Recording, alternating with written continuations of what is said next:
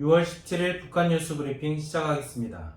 북한 노동당 중앙위원회 전원회의가 이틀째 열렸습니다. 무산광산 연합기업소가 북한 당국으로부터 크게 칭찬을 받았다고 합니다. 네, 첫 번째 소식입니다.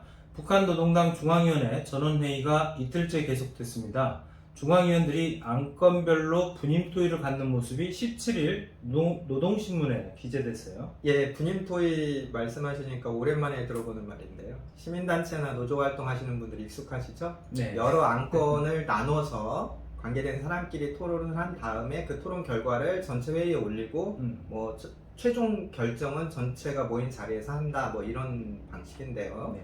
사실은 박수 치는 걸로 대신하는 경우가 많아요.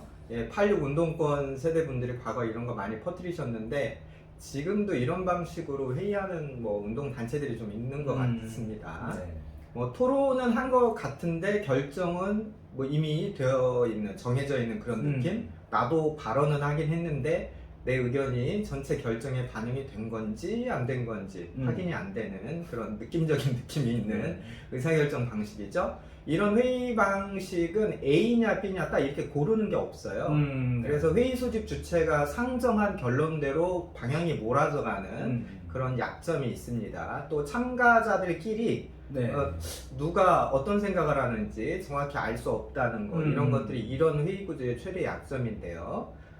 노동당 중앙위 전원회의가 이런 식으로 이틀째 진행이 됐네요. 서술로 다 빼고 제가 내용만 전해드리면 이제 1일차에 김정은이 모두 발언 형식으로 네네. 기조발제를 했고요. 이걸 바탕으로 각 안건을 나누어서 북한말로 연구 토의를 가졌다. 이렇게 노동신문이 소개를 했습니다. 그러니까 부문별 분과들을 조직하고 협의회를 진행했다. 이렇게 덧붙였는데요. 첫날 회의는 김정은과 정치국 상무위원들이 이렇게 무대, 주석단이라고 하죠. 네. 거기 이제 올라가 있고 나머지 중앙위원들이 이제 플로어에서 이렇게 다 거기만 이렇게 보는 그런 방식의 회의였습니다. 그런데 어제 둘째 날은 주제별로 흩어져서 이제 소회의실에 들어가가지고 회의를 가졌다는 거예요. 이 분과 회의는 정치국 상무위원, 정치국 위원들이 주재하고 관계된 사람들끼리 모여서 이제 회의를 했다는 건데 이 안건의 핵심 알맹이는 김정은의 모두 발언이었습니다. 어쨌든 형식적으로는 일방적으로 김정은이 말하고 그걸 막 받아 적고 만세삼창하고 끝나고 이런 거는 탈피했다. 예. 그래서 회의 안건별로 좀 분과를 나눴다는데 제가 살펴봤더니 금속철도 운수분과, 화학공업분과, 또 전기석탄기계공업분과, 건설건재분과, 경공업분과, 농업분과, 비상방역분과, 반사회주의, 비사회주의, 투쟁분과, 마지막으로 당서업분과 이렇게 나누어서 회의가 열렸다고 합니다. 네, 9개 분과인데 이 작은 회의들로 계속해서 진행을 했다는 말인데 이 분과의 특징이 뭘까요? 예, 먼저 당서업분과 네. 이거는 당 중앙위 전원회의니까 당연히 당서업 논의를 해야겠죠. 당원을 모집하는 거, 당원 교육하는 거, 당조직 개편하는 문제, 또 당 자금 마련 이런 내용들이 채워졌을 것으로 예상이 되고요. 비상방역분과 지금 상황이니만큼 코로나19 방역에 대한 이야기를 당연히 해야 됐을 것 같고 눈에 띄는 것은 반사회주의, 비사회주의, 투쟁분과 한류를 어떻게든 막아보겠다. 한국 정보를 접하고 한국에 호감 갖는 사람들 색출하겠다.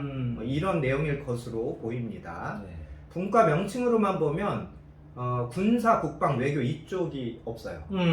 예, 이것은 확실히 김정은이 자기가 결정해야 될 문제니까 토론에 안 붙인 그런 의미도 있을 거고 아무래도 지금 이제 경제 분야에 국가 경제 개발에 총 집중하는 시기니까 경제 분야 주제를 좀 많이 뒀다 이렇게도 평가를 해볼 수 있겠습니다. 확실히 김정은이 이제 경제는 노동장이 잡고 가라 아마 이런 의지를 피력을 하는 모양이에요. 이것은 과거와 굉장히 차이가 큽니다. 김정일 시대만 하더라도 당중앙위 전원회의가 제대로 열리지도 않았죠. 또 열려도 열렸는지 안 열렸는지 알리지도 않고 이런 방향인데 어쨌든 열었다 하더라도 주로 체제유지 문제나 국방 이런 쪽으로 집중을 하고 경제 문제는 대부분 야 내가 니네들이 알아서 해 이런 식이었어요. 그런데 김정은 시대에는 김정은은 확실히 당이 국가 경제를 지도해라 이런 원칙적인 입장을 계속 유지를 하는 것으로 보입니다. 자, 경제 부문에서는 어떤 분과 토론이 있었냐? 일단 농업분과 네. 있었고요. 그 다음에 경공업분과, 화학공업분과, 그리고 나머지 분야들은 좀 유관 분야끼리 좀 이렇게 하나로 묶은 그런 느낌이 납니다. 네. 그러니까 김정은이 이제 10년사 발표나 뭐 국가 네. 경제 계획 발표할 때 보면 네. 뭐 금속공업은 뭘 해야 됩니다, 뭐 화학공업은 뭘 해야 됩니다, 건설공업 뭐 해야 됩니다, 이런 식으로 분류를 하는 방식이 있는데 네. 이런 공업 분류들을 연관되어 있는 산업군으로 묶어서 예를 들면 이런 식이었어요. 네. 금속, 철도, 운수분과. 예, 금속이 있어야 레일도 놓고 열차도 만들고 자동차도 만들고 이러지 않겠습니까? 네. 또 전기, 석탄, 기계공업 분과. 네. 전기, 석탄, 기계는 에너지 생산이라는 측면에서는 하나로 묶이는 관계죠. 네. 뭐 석탄 캐려면 전기가 와야 되고 또 석탄 캐서 전기 발전 돌려야 되고 그렇죠. 그 과정에서 또 충분한 기계가 담보가 돼야 되고요. 또 건설건재 분과도 마찬가지예요. 건설을 하려면 건설 자재가 뭐 그렇죠. 있어야 되니까. 네. 이렇게 해서 경제 분야에서는 총 6개의 분과를 두고 북한 말로 연구 협의를 진행했다. 노동신문이 소개했습니다. 네, 이제 분과별로 이렇게 토론을 마치고 나면 토론 내용이 나올 텐데 이런 건 어떻게 취합을 하는지 그리고 또 어떤 방식으로 결론이 나는지 좀 궁금한데요. 예, 노동신문을 보면 이런 분과별 토론을 마친 다음에 네. 토론 결론이 있을 거 아닙니까? 네네. 이 결론을 뭔가 이렇게 초안으로 만들어서 네네. 이제 내일이든 모레든 다시 전체가 모이는 자리에 상정한다 이렇게 설명을 하고 있습니다. 네. 눈에 띄는 대목은 이 초안을 만들 때 계획된 숫자를 확정하는 사업을 진행했다. 그러니까 이 분과회의에서 네. 우리가 뭐 얼마를 생산하겠다, 얼마 어치를 생산하겠다 이런 것들을 구체적인 네네. 이 수치로 확정을 한 모양이에요. 네네. 그러니까 김정은이 계속 당 조직이 재촉할 때 뭐 관료주의에 빠져서 형식주의에 빠져서 되지도 않는 거 수치만 이만큼 늘려서 보고한다 이런 불만을 몇 년째 계속 내고 있잖아요. 네네, 그래서 그렇죠. 이번 분과 모임에서는 어쨌든 토론된 내용을 수치로 만들어서 정확히 평가할 기준을 잡겠다 뭐 이런 의지가 보이는 것 같습니다. 노동신문이 공개한 사진들이 많았어요. 오늘 나온 네네. 노동신문에 일면에 이제 뭐 한 10장 넘는 사진들이 공개가 됐는데 제가 그 사진을 좀 말로 설명을 드리면 네. 일단 김정은이 주재하는 분과회가 하나 있었습니다. 사진 설명이 없어서 네네. 추측밖에 할 수 없는데 제 생각에는 아마 비상방역분과 이것은 김정은이 직접 주재를 한 것 같아요. 네네. 또 김영식 당 법무부장, 네. 정경택 국가보위상이 주재하는 그 토론 사진도 하나 있었는데 네. 딱 보니까 이게 반사회주의, 비사회주의 투쟁 국가겠구나 추측이 됐습니다. 네네. 또 리병철 네. 당 중앙군사위 부위원장이죠. 네네. 원수. 네네. 뭐 별보다도 훨씬 높은 원수인데 네. 이 리병철이 토론을 주관하는 사진도 있는데 제 추측으로는 아마 이것은 금속철도 운수분과 아니겠나. 예, 북한은 그 금속공업이 군수산업의 아주 핵심 원자재가 되는 거고요. 네네. 또 철도가 네. 북한에서는 중군사 조직이에요.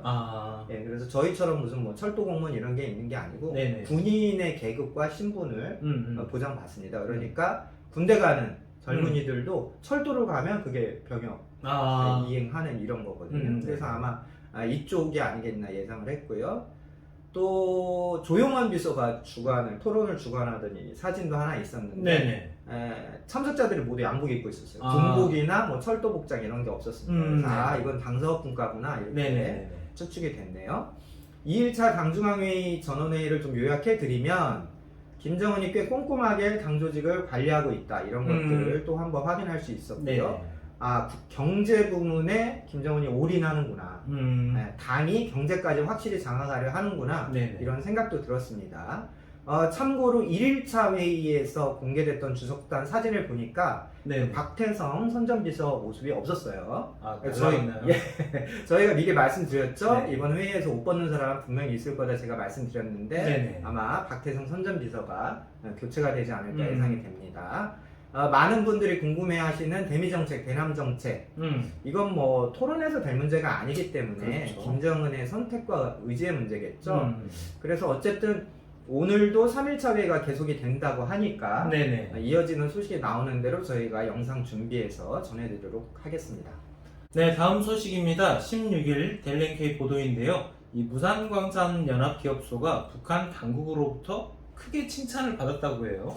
예, 함경북도 두만강 상류에 있는 무산, 예, 무산광산으로 유명하죠. 네. 아시아 최대 노천 철광석 매장지입니다. 최근 상부로부터 높은 평가를 받았다고 그래요. 네. 예, 기사에서는 뭘 잘했길래 칭찬을 받았냐 이렇게 보면 온실 농장을 잘 꾸려서 어려운 시기에 광산 노동자들의 식생활 향상에 도움을 줬다. 네. 예, 온실 농장이라는 건 뭐 비닐하우스 말하는 겁니다. 네네. 철광석께서 외압을 해야 되는 광산에서 비닐하우스 농사를 잘 지었다고 칭찬을 받았다는 거예요.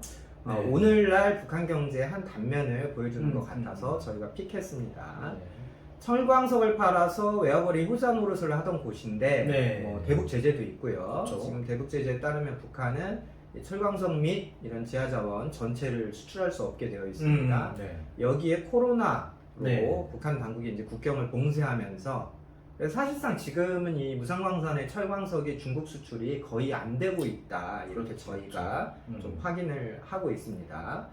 광산 운영이 이제 어려우니까 남는 인력이나 자재로 비닐하우스 농사를 지었던 모양이에요. 네네. 북한에서는 이제 먹을 거, 입는 거 이런 것들을 마련해 주는 것을 후방 사업, 후방 공급 이렇게 말을 하는데 네네. 후방 사업을 잘해서 칭찬을 받은 셈입니다. 음. 저희가 알기로는 코로나 발생 이후에는 전체적으로 이런 철광석이나 지하자원 밀수도 어렵습니다. 그래서 무성광산 노동자들이 그 전보다는 좀 어렵게 지내시는 거 아니냐 저희도 우려를 하고 있는데 물론 내수용 철광석은 계속 생산을 하고 있어요. 그런데 내수용 생산은 국가가 돈을 안 주니까 네. 중국에 수출할 때 외화 버는 거와는 크게 음. 뭐 광산 운영에 차이가 있겠죠. 네네. 무산광산은 그 북한이 중국에 수출을 하는 주력 단위 중에 하나인데요. 그렇죠. 또 최근에는 무슨 일인지 최고인민위원회 상임위원회에서 네네. 이곳을 수출 가공구로 지정을 한 적이 있습니다. 그래서 그렇죠. 저희가 네네. 기회가 되면 다음 영상에서 무산 특집을 한번 보내드릴 텐데요. 네. 앞으로 좀 코로나 상황이 끝나면 혹은 그 전에라도 북한 당국이 뭔가 이곳에서 새로운 시도를 하는 것 아니냐 이런 예상도 나오고 있습니다. 네, 오늘 북한 뉴스 브리핑은 여기까지입니다. 감사합니다.